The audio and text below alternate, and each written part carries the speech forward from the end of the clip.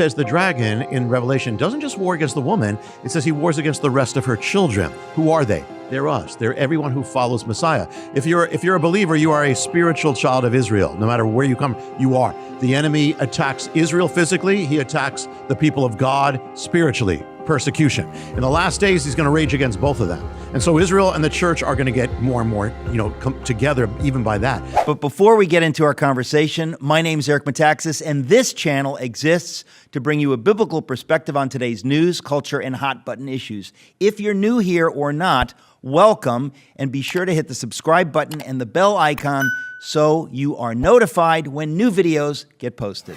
Folks, I could hardly be more excited than I am right now to have in the studio my friend Jonathan Cahn with a new book called Dragon's Prophecy. Jonathan, welcome back. Thank you. Always great to be here. Nobody writes more books than I do, except you. But I think that's because my books, I can't write them quite as quickly because they're just loaded with information, whereas your stuff is pretty fluffy stuff. Oh, yeah. There's really nothing in it. Folks, if you've read these books, it's just opinions, except I'm kidding. Feel good. Here's the problem. Your books are so full of information that I don't even know where to start. This book talks about unseen forces determining the events of our times, and you uncover mysteries like the return of the Sea Peoples, the Dark Resurrection, the Black Sabbath, the Prince of Persia. It's tantalizing stuff. Where do we start? Why do you think... where did you get the idea? This is my first question. Where did you get the idea to write this book? What was the initial thing that said, I'm onto something again? Yeah, well, this was different because I was actually planning to write another book, which was the sequel to The Return of the Gods. And I know I'm going to write that, but I was interrupted. And one thing I was interrupted by is what happened in Israel. And then the Lord really interrupted. I'm praying, Lord, do you want me to write a different book? And I'm actually in my car driving my kids to school, and I see, in my mind's eye, I see the image of a red dragon. And I said, okay, this is it from Revelation. And that's what held it together. One of the things that happened was one of the mysteries here is that I was actually sharing at the congregation I lead in Beth Israel, which is here across the river in New Jersey. It was a Friday night, and I'm led to share about a mystery, this mystery from the Bible, and ordained, not that I knew it, ordained that there would be an attack on Israel. It would happen in the year 2023, and I'll share why. It will happen in October, would happen on a Sabbath day, a Saturday, would happen on a Hebrew holy day, would happen on the first Saturday of October 2023, would lead to war, take Israel by surprise, and the next morning it happened after I shared this mystery. This is one of the mysteries of the book. There are many, but that God is in charge, and it may even enable us to know a number of events to come and when. After I finished the manuscript, other events started happening according to it. So this is kind of what, I didn't plan on this book. I was kind of shaken to do this, and then the Lord just took it. This is heavy stuff, and I think we have to be clear to frame things for people. Yeah. God speaks prophetically through people. He does this for us, to bless us, to help us to see what is happening. And he seems to have chosen you for that because he continually gives you the ability to see stuff that others haven't seen. And then you see it, you write about it so we can all see it. So in this case, when you say that you spoke about what happened right before Hamas attacked October 7, 2023. What was it that you saw in the scripture that you see this looks like a pattern? Yeah, this is one of the things, and we may have spoken about it before. This is something I've written about I call it the Jubilean mysteries, and that is starting with the Jubilee. Jubilee every 50th year. And the 50th year, whatever you lost, you get back. And so the first thing about this mystery is that when God restored Israel, it happened according to the pattern of the Jubilee. I'll just give a quick nutshell of that. The first thing was 1867, the land is actually released by the Sultan that the Jewish people can actually start redeeming the land. There's much more happened. But if you count 50 years, it takes you to 1917. Next Jubilee. 1917, the British come in, the Turks leave. Balfour Declaration gives the land to Israel. Everyone shall return to their land, but they didn't have Jerusalem. Count 50 years, it takes you to 1967, the Six-Day War. And in the Six-Day War, after 2,000 years, the Israeli soldiers enter the gates of Jerusalem. This is key for Messiah, Jesus, coming back. So that's the next one. But They never had the recognition. They never in the Jubilee. You get the legal right and the recognition. The world refused that for years. So, but if you count 50 years, the next Jubilee, it takes you to 2017. Did anything happen?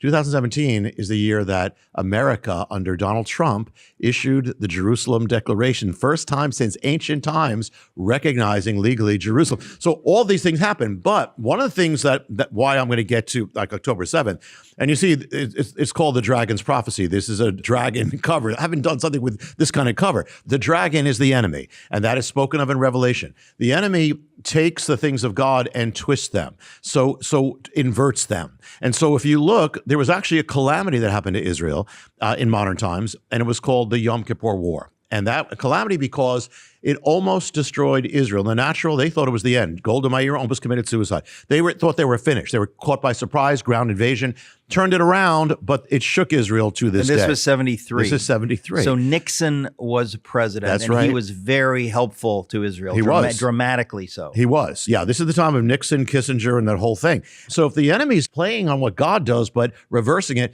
takes a calamity, go to the 50th year. It takes you to 2023. The Yom Kippur War happened in October. So this is going to happen in October.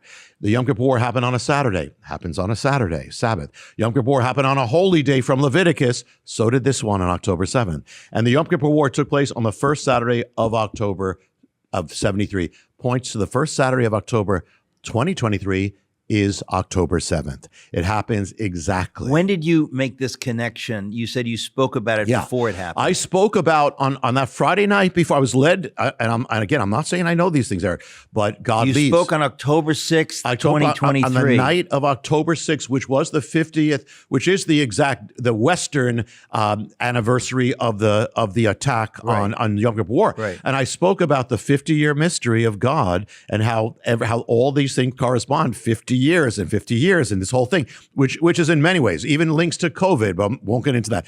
But the thing is that, and then the next morning it happened. Everybody said, you just spoke about it. And that's where I said, okay, Lord, are you wanting me to go further with this? And that's began the dragon's prophecy. We believe in Jesus and we believe in the New Testament, and it talks about Satan.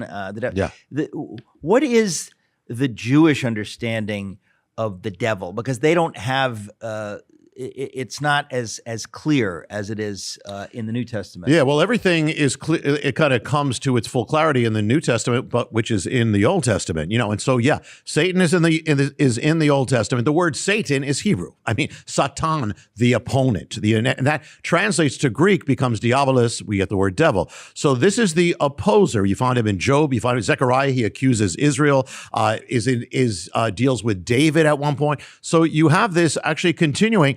The enemy is, it is understood the way it's understood in the New Testament, except that this is an angelic being that was inverted against God, opposes all the purposes of God. And the thing is that, so Eric, let's say we were from another planet and we just came on, we didn't know anything but that. And we knew that God also brought a people, Israel, to accomplish his purposes on earth, the Bible, Messiah, the kingdom. What would happen? There would be a war between this entity and the Jewish people. And we would expect, if we knew nothing else, the Jewish people would become the most hated people, accused people, persecuted people, ravaged people. And we'd see this war through, and this war would never end because the enemy doesn't die. The first anti-Semite is an angel. And when you look in Revelation 12, that shows you have the dragon set with the enemy attacking this woman with 12 stars and who gives birth to Messiah. That's Israel. And so this is exactly what just happened on October 7th. People were shocked. This is part of an ancient war that was long before we were born, and it's going to continue up to Messiah. But this is really, see, one of the things is that I think you probably heard the story. I don't know if it's been verified, but that a king asked his minister, give me one proof of God. And the guy says, the Jew. Yeah. Well, but the Jewish existence proves God, but it also proves the enemy, because no people, why is it the most evil people in the world, Hitler, most of you are obsessed with the Jewish people. Because the enemy is, and it never makes sense. The communists accuse the Jews of being capitalists, the capitalists of communists. It doesn't matter. It just resurrects, because this is a real spiritual warfare. You say something in the book about the Sea Peoples. Yes. Now, I'm familiar with the Mycenaean era. Yes. I'm writing a book on Homer and the Mycenaean people. So we're talking, 1600 BC to about 1100 BC. And a lot of people have speculated that the Mycenaean era was really wiped out by the sea people. It's always very confusing. So what do you mean when you talk about the secret of the so-called sea people? Who are the sea people? Yeah, and by the way, Eric, you're the only interviewer who knows what you just said, to say that I've known that's brought that up.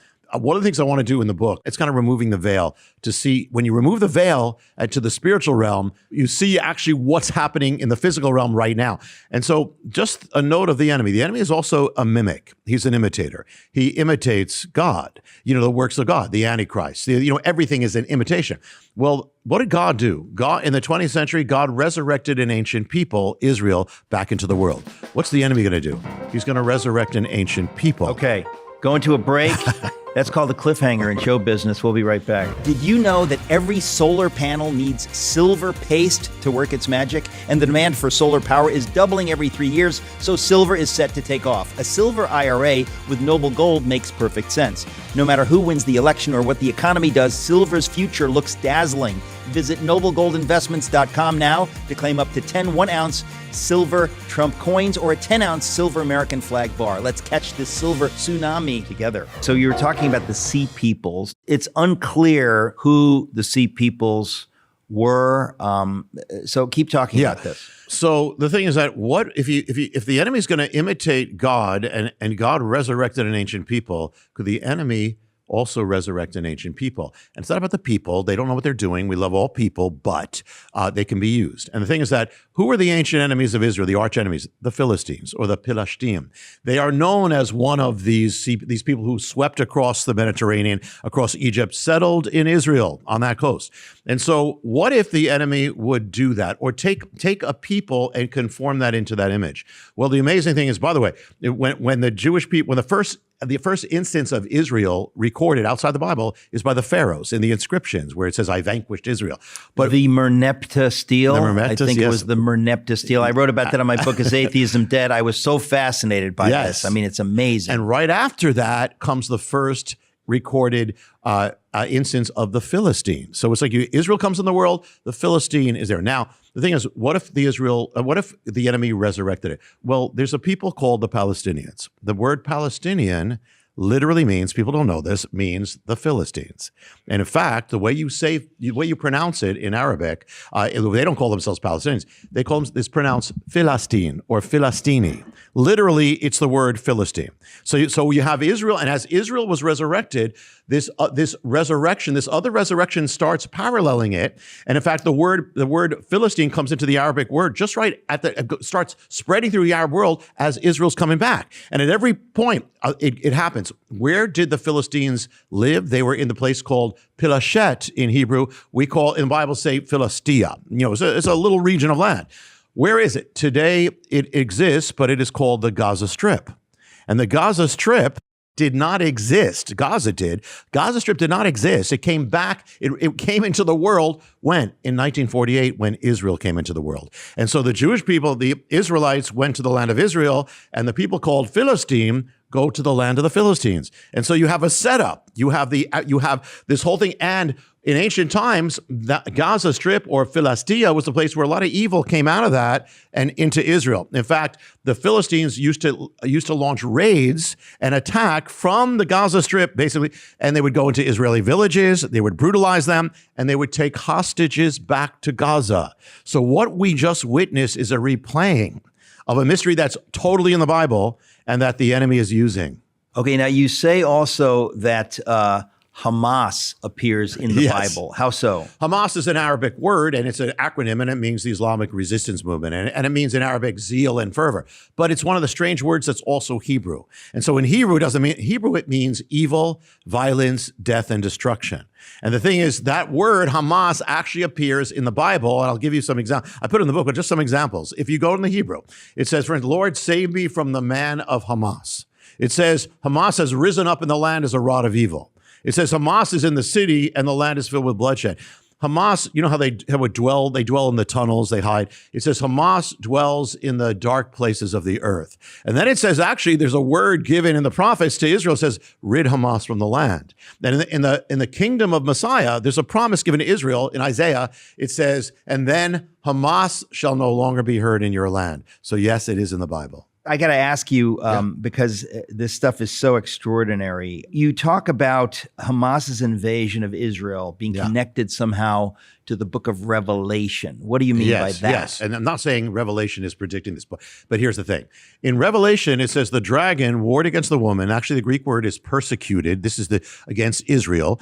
And it says, and we all remember, he spewed a flood out of his mouth to wipe the woman away, which he's actually used against Israel in different ways. But the actual invasion of Israel, Hamas gave it a code word. They have a name. They don't call it the October 7th invasion.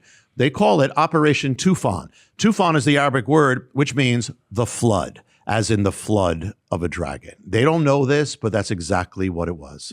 It's unbelievable. What do you mean by the term the colors of the apocalypse? Yeah, in the book of Revelation, and by the way, this is also, Eric, this is the only book, I didn't plan it this way, it's the only book I've written which totally goes into the realm of end time prophecy. What's happening now, but it totally relates. We've crossed a number of thresholds, prophetic thresholds. But this one is in Revelation. Of course, there are the colors of death, of famine, of war, which is the four horsemen, the four horses. You have the white horse, you have the red horse, you have the black horse, and you have the pale green horse. But the amazing thing is after October 7th, it wasn't just October 7th. All over the world, you have this wave, this hatred, this rage against Israel. In Harvard, in America, as well, the whole world. And the thing is that where there was this rage against Israel, the colors of the apocalypse start appearing. And how so? They all gathered around a banner. The banner is the flag of Palestine or the Philistines, which is white as in the white horse, red as in the red horse, black as in the black horse, green as in the green horse.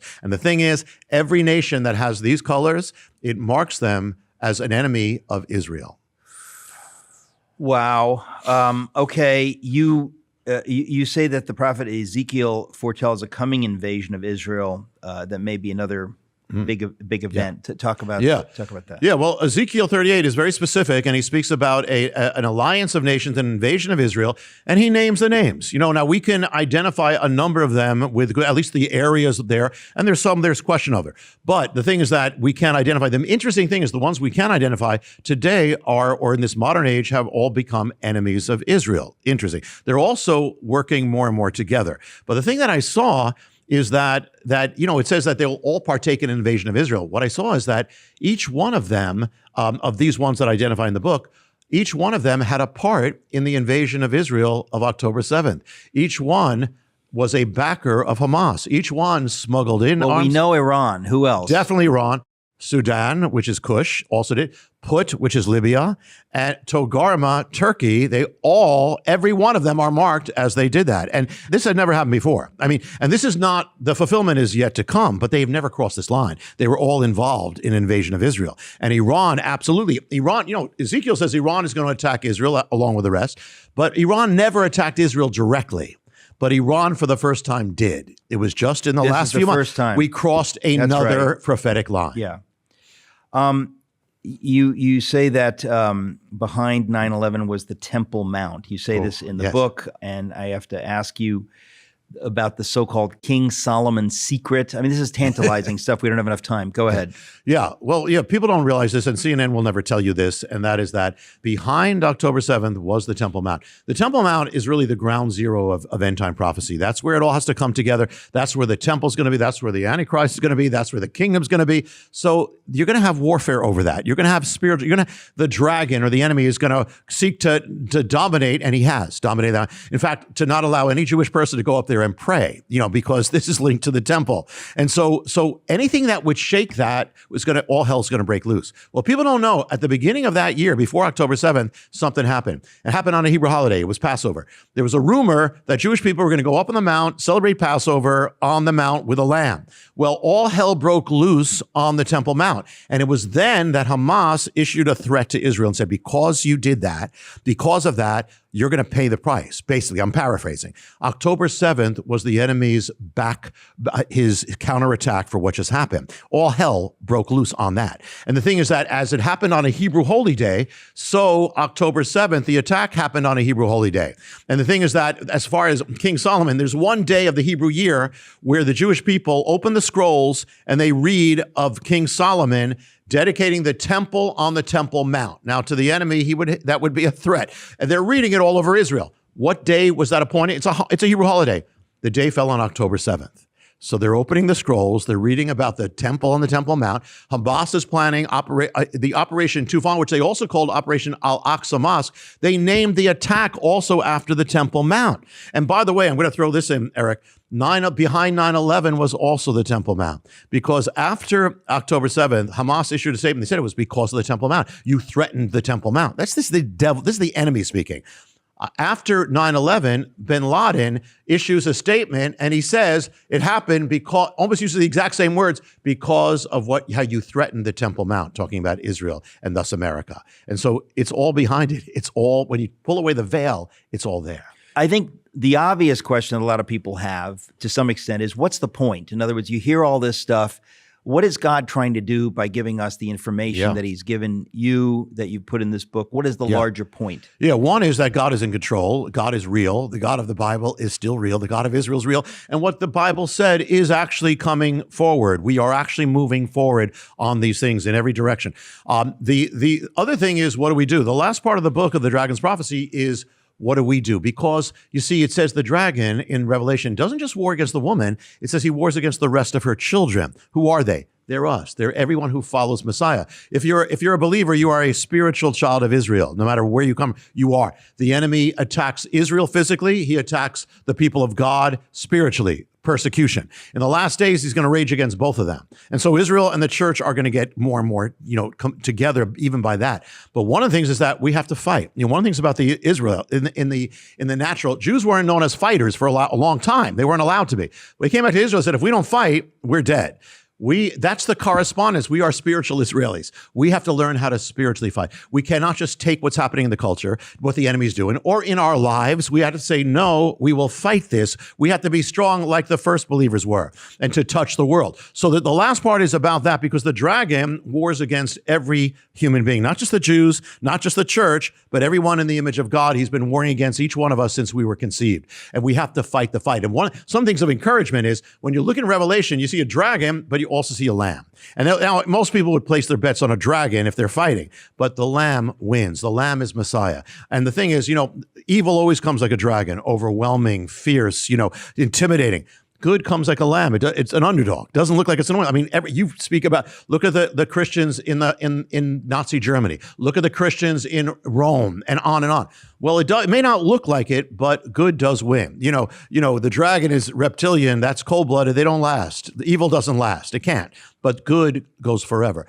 We will win, if we persevere. I'm not talking about every battle. But it's interesting when you talk about fighting, because I really do think that there are many Christians who have been persuaded of a lie, that they're not to fight. That is not biblical. Final thoughts. We've got 40 seconds. Yeah, encouragement here, and that is that when you look at this, a real thing. Here you have Israel that the enemy's been trying to destroy for 4,000 years. The pharaohs, Assyria, Babylon, Rome, Hitler, the terrorists. But you know what? Babylon is gone. Rome is gone. The pharaohs are gone.